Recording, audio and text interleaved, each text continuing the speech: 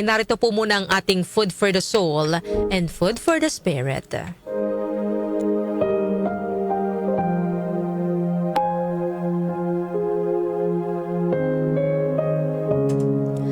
Ang aking pong ibabahagi sa inyo ngayong umaga ay ang tula na may pamagat na I Ask God. I ask God to take away my pain. God said, "No. It is not for me to take away, but for you to give it up." I asked God to grant me patience. God said, "No. Patience is a byproduct of hardships. It isn't granted, it is earned." I asked God to give me happiness. God said, "No. I give the blessing, happiness is up to you." I asked God to spare me pain. God said, "No. Suffering draws you apart from worldly cares and brings you closer to me." I asked God to take my spirit, to make my spirit grow. God said, "No. You must grow on your own, but I will prune you to make you fruitful." I ask for all things that I might enjoy life. God said, "No. I will give you life so that you may enjoy all things." I ask God to help me love others as much as He loves me. God said, "Finally, you know what's really important." Ano po ang aral na nais iparating sa atin? Ito pong tula na ito ngayong umaga, mga kanyusik. Hindi po sa lahat ng pagkakataon ay laging tugma sa atin pong hiling ang tugon po ng Diyos sa atin pong mga panalangin. May mga pagkakataon na iba ang tugon ng Diyos sa ating hiling, pero ang tugon na iyon ang mas higit na kailangan natin. Gaya na lamang na kapag hiniling natin sa Panginoon na alisin na niya ang lahat ng nararamdaman nating sakit o pighati, ang tugon niya sa atin ay hindi. Hindi dahil sa ayaw niya, kundi tayo mismo ang dapat bumitaw sa mga sakit na nararamdaman natin.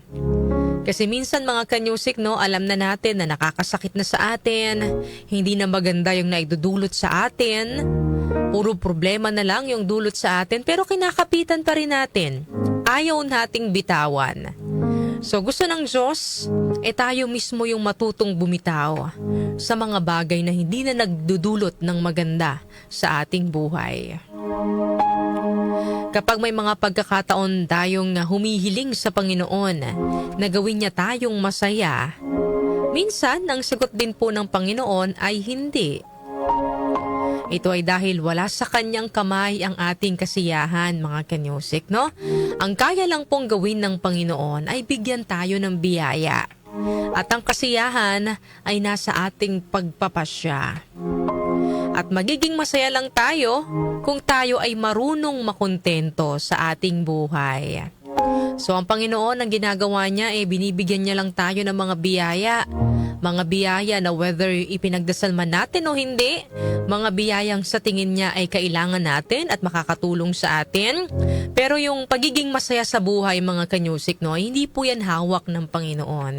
Tayo po yan. Tayo po ang makakapagsabi kung tayo ay masaya sa buhay. At ang kasiyahan, mararamdaman yan kung tayo ay marunong makontento, sa mga bagay na mayroon tayo at hindi tayo laging nakasilip sa ating kapwa, naiinggit sa achievement ng ibang tao. Yung po minsan, yung nagiging dahilan kung bakit hindi tayo nagiging masaya. Lagi nating kinukumpara ang buhay natin sa buhay ng ibang tao. May mga pagkakataon din, mga kanyusik, na idinarasal din natin sa Diyos na iiwas tayo sa mga pagsubok at problema. Pero ang sagot po sa atin ng Diyos ay hindi. Ito ay dahil minsan, kailangan din po natin ng mga pagsubok para tayo ay tumatag at lalo pang mapalapit sa Kanya. Minsan po kasi kapag puro positibo yung nangyayari sa ating buhay, puro kaginawaan ang nararanasan po natin, nakakalimot po tayo sa Diyos, mga kanyusik, no? Kaya may mga pagkakataon na kailangan din tayong tapikin upang muli po tayong bumalik sa Kanya. Naaalala lang po natin madalas ang Panginoon sa madilim na yugto ng ating buhay. Kapag may problema, kapag may pagsubok. Pero kapag masaya tayo, kapag maginhawa ang ating pamumuhay, minsan hindi natin naaalala.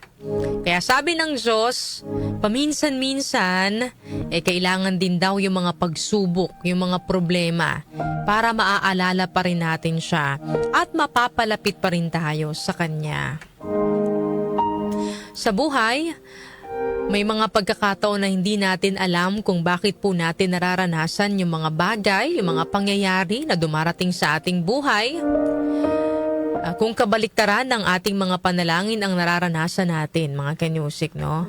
Pero, lagi po nating tatandaan na lahat ay may dahilan. Hindi man po natin maunawaan sa ngayon, pero sa takdang panahon, mga kanyusik, no, marirealize din po natin ang dahilan ng lahat ng pighati at lahat ng saya na ating nararanasan. Di lang naman po lungkot or mga pagsubok yung may dahilan, kundi maging yung mga positibong bagay, yung mga saya na ating pong nararanasan, no?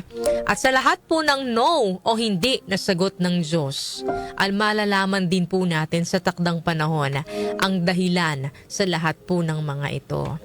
At sana mga kanyusik, kahit pa hindi po natin maunawaan sa ngayon ang nangyayari po sa ating buhay, always trust God. Magtiwala lang po tayo sa Panginoon para po sa Kanyang plano sa ating buhay. Sa tamang panahon, mauunawaan din po natin kung bakit kailangan nating pagdaanan ang mga ito. Lagi lang po nating tatandaan, mga kanyusik, no? Wala pong plano ang Panginoon sa atin na makakasama sa atin. Lahat ng mga bagay na ibinibigay niya sa atin, lahat ng Kanyang plano, lahat ng mga ipinaparanas niya po sa atin, para po sa ating magandang kinabukasan. At lahat ng yun, para din po, no, sa ating, gain. Or may makukuha tayo, may mapupulo tayo sa lahat ng ating pong pinagdaraanan sa buhay. Sabi nga po sa Jeremiah chapter 29 verse 11, "For I know the plans I have for you, plans to prosper you and not to harm you, plans to give you hope and a future." Yan po ang ating food for the soul and food for the spirit ngayong araw po ng Lunes.